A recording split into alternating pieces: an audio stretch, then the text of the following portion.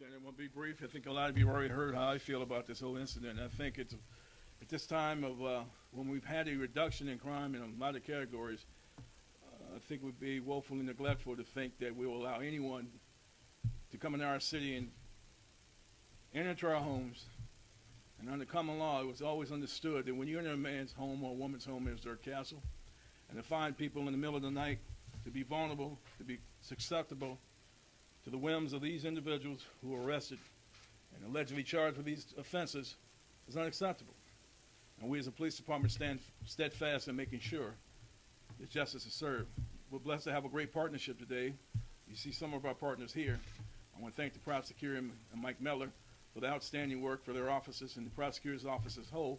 I'd also like to thank the fine men and women of the IMPD, and particularly investigations and Chief Laura, Chief Hassler, and operations commander of the North District, and the men and women who work in IMPD. You're going to hear from the prosecutor, but I want to say this to you, that we want to stress one thing in particular. Those individuals who commit crimes of this nature should be arrested and prosecuted to the fullest extent of the law. And we are, in fact, as the Public Safety Director and I indicated earlier this week, looking for mandatory sentences through the legislature in cases such as these. Without further ado, Prosecutor Curry. Thank you, Chief.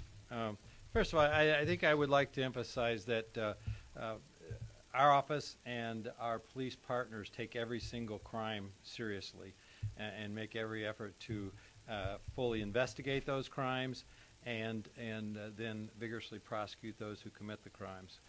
The circumstances of this case are particularly troubling, and I would like to commend our police department, Chief Height, Chief Laura, and particularly the detectives and patrol officers who work this case in an efficient and quick manner to bring charges against the individuals today. Anticipating questions, I will say that clearly there is continuing ongoing investigation, including whether any of the individuals who have been charged in the 79th and College incident and Spring Mill incident overlap, but at this time that is a matter of ongoing investigation. We provided, and I'm not going to go into any detail, we have provided to all of you the charging information in regarding both of these incidents and the probable cause affidavit. But in the East 79th Street robbery and sexual assault, Alex Dupree, Michael Pugh, and Trey Spells have been charged with multiple counts. And in the Spring Mill robbery and sexual assault, Dimitri Brown and Taewon Lundy have been charged. Those individuals, and again, we'll provide you with the information, involve multiple counts, but in each of those instances, the 5 defendants all have lead charges of a felony, which is the most serious possible felony other than homicide. And in addition, 5 individuals have been charged, and again, this information has been provided to you: Amber Deckard, James Phillips, Jade Lundy, Ira Marsh, Renee Washington. Those 5 individuals have been charged in some way as being accessories or assisting in some way with the 5 individuals who have been charged with the direct crime. With that, I'll turn it over to Deputy Chief Laura. Thank you, sir. Good afternoon. I'm going to echo some of the things that have already been said, but I want to bring your attention back to about 10 days ago. 10 days ago, we had a brutal incident that occurred on the 7,000 block of Spring Mill Road. 5 days after that, we had another incident, very brutal, very disturbing incident that occurred on East 79th Street. 10 days later, we're here. And as you can see, the fruits of the work that has been done by multiple people. I can't stress enough how proud I am as the Chief of Investigations of the work that was put into this case. I want to recognize a couple people. Some have already been mentioned, but I think it's worth mentioning again. The lead detectives on this case, Detective Pete Perkins and Detective Derek Kress, are here with us over here to my left.